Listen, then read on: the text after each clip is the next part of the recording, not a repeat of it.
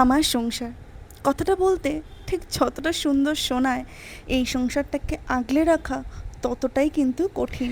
সময়ের সাথে এটা বুঝতে পারি যে সংসার করা মানে শুধুমাত্র আনন্দ নয়, আসে অনেক দায়িত্ব। দায়িত্ব নিজের সংসারটাকে বাইরে কুকুর ছাগলদের থেকে সুরক্ষিত রাখা। না না, আসলে তারা কুকুর ছাগল নয়, কুকুর ছাগলরা অনেক ভালো হয়।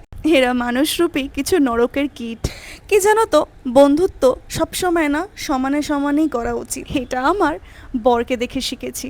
ঠিক যেই মুহূর্তে তুমি তোমার বন্ধুকে পেরিয়ে অনেকটা উপরে উঠে যাবে, আর সে তোমার জায়গায় যখন পৌঁছতে পারবে না, ঠিক তখনই সে তোমার চরিত্র, সে তোমার পরিবার, এইগুলোকে নিয়ে নানান রকমের কটু কথা বলা শুরু করবে। আমার বরের এমনও বন্ধু দেখেছি যার পরিবার কাপড় তুলে ঝগড়া করতেও পারে। কিন্তু দুঃখের বিষয়, আমি, আমার বর না আমার শাশুড়ি, আমরা কেউই এতটা নিচে নামতে পারিনি, আর আগামী দিনে পারবও না।